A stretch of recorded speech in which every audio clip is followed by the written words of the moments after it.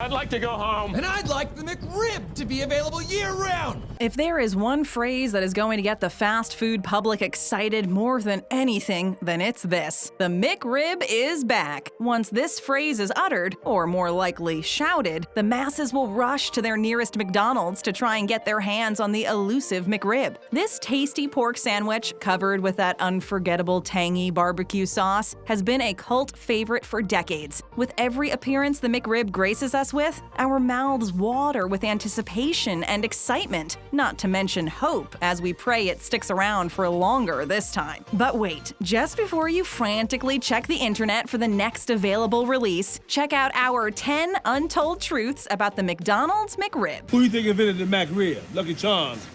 Huh? Germans can have the McRib anytime. I'm sorry, what?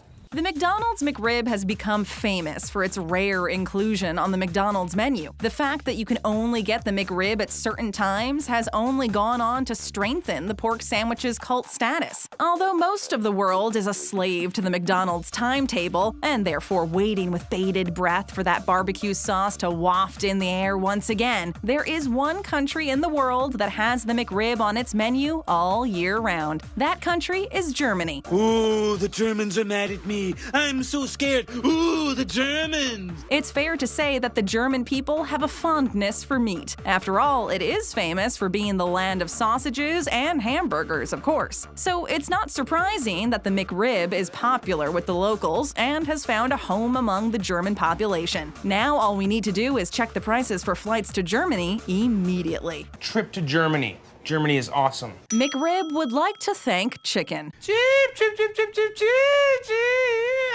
Many of us know that McDonald's started out as a simple hamburger stand way back in the 1940s. Focusing solely on hamburgers and fries, McDonald's very quickly became a huge success story and the standard for fast and cheap hamburgers. As the fast food giants took off, they started to develop new foods to expand their empire. The next big success story was the launch of McDonald's Chicken McNuggets in the late 1970s. I want some McNuggets. We'll get to you, Brent. The McNuggets proved so popular with customers that McDonald's actually struggled to keep up with demand. With no clear system in place to keep up with demand, McDonald's started to come up with alternative products to help. After many brainstorming sessions and taking some inspiration from Southern barbecue, the McRib was born. Its initial purpose was to be rolled out to all the restaurants that had an extremely short supply of Chicken McNuggets, a way of giving the customers a tasty alternative. Soon, however, it wouldn't be long till the McRib got its own fan base.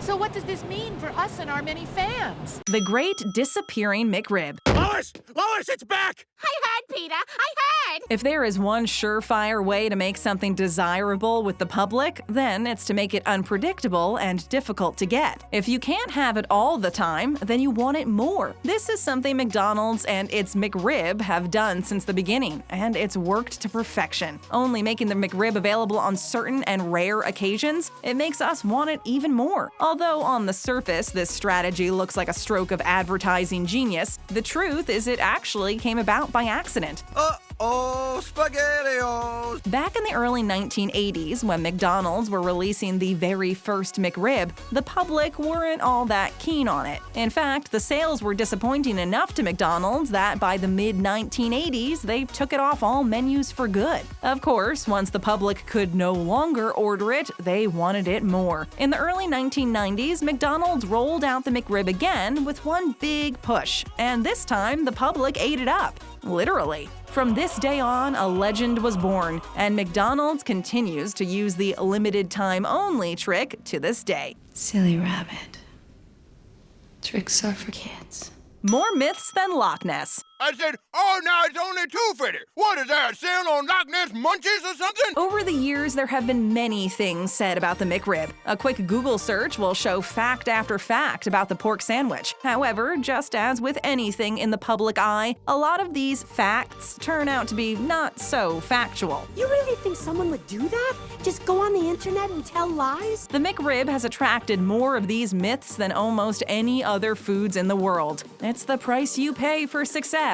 Out of all of these myths about the McRib, The weirdest and funniest to us are yoga mats and kangaroo meat. The internet is good for fueling conspiracy theories and myths like wildfire, and one of the earliest facts about the McRib was that it contains the same ingredients as yoga mats and the bleach that cleans them. At its core, I love it. Bleach smells good, it tastes good, you know. Now, we're not saying that the McRib doesn't have a certain rubbery texture to it, but that's a bit of a stretch to yoga mats. So, of course, this fact is not true and has been stated in several interviews by CEOs, as well as the official McDonald's website, which by law has to disclose all ingredients. And just for our own peace of mind, no kangaroos were harmed in the making of this or any McRib sandwich. Skippy the Bush kangaroo can sleep safe and sound tonight. Kangaroos? I've got to check this place out. The masters of advertising. It's targeted advertising. Can you shut it off?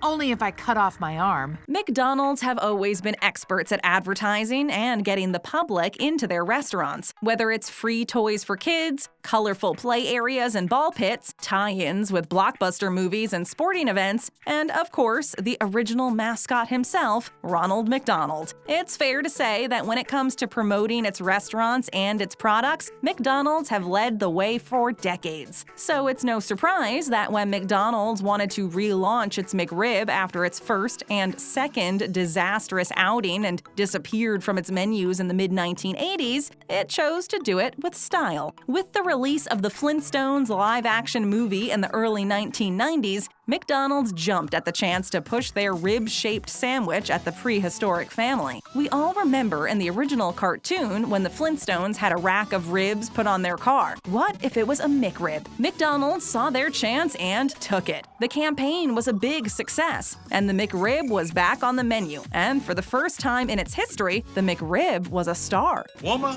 in the buffet of life, there are no second helpings. Another advertising masterstroke was a petition that went up on the McDonald's website to save the McRib and keep it around forever. Even better, the petition was sponsored by the Boneless Pig Farmers of America. The eager masses signed the petition, hoping against hope to make the McRib a permanent fixture on the menu. But alas, it wasn't to be. The McRib never did become a full-time menu item, but with advertising gold like this, and the fact that a McRib launch is always followed by the words, "for a limited time only," it makes us love it even more. Yabba dabba do. The guy's a pig, a Neanderthal. You're dead to me, can opener! It's all in the look. Looks on everything. Looks are everything. You ever heard David Beckham speak? The very first thing we all learn about the McRib is that it isn't actually rib. The second thing we learn is that there are no bones in the McRib either. The second fact we're actually glad of. We don't think there are many people out there that want to bite down on a tasty sandwich only to end up with a mouthful of bones. So why, we hear you ask, is the McRib patty shaped like a rack of ribs if they're not ribs? Pass, son of a bitch. I can't think of one. Well, as with all products that come to market, the McRib was tested with several focus groups, and the rib shape came out as a firm favorite. The sandwich itself was inspired by barbecue pork sandwiches when Chef Rene Arend visited Charleston, South Carolina. Although the McRib isn't a rib, Arend liked the look of it and is credited with the shape of the McRib. Because of what it's made from, it's the tripe, heart, and stomach of the pig, we hope you've eaten already, and the way it's made, mixing the meat with salts and water to extract the proteins. The resulting meat can be shaped and molded into anything. McDonald's did try several shapes with their focus groups, including the traditionally flat burger patty shape, but the rib won the day, and we are thankful that it did. You're welcome. Wow, that is quick. Cheese and a...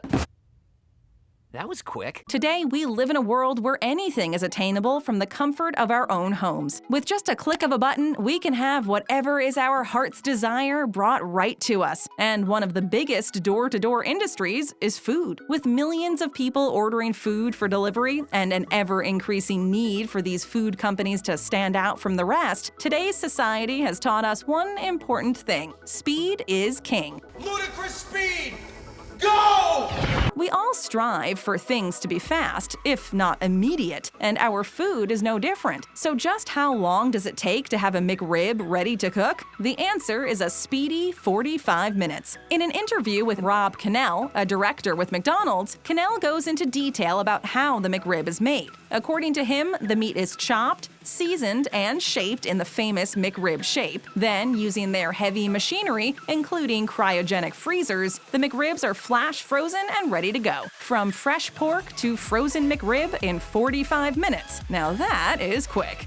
Oh my! It's like printing money! All that glitters is gold. Shiny. Shiny.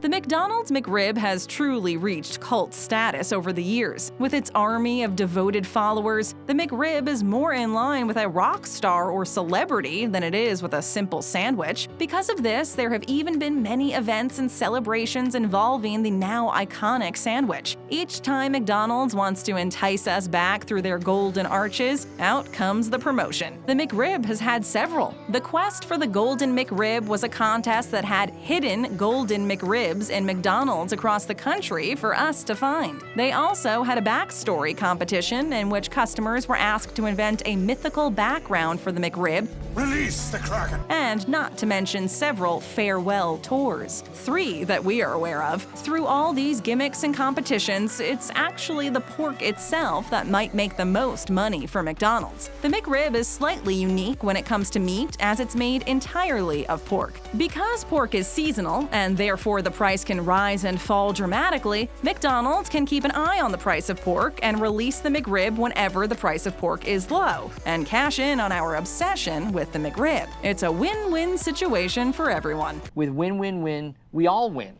Me too. I win. So sue me. Okay, good. Do it.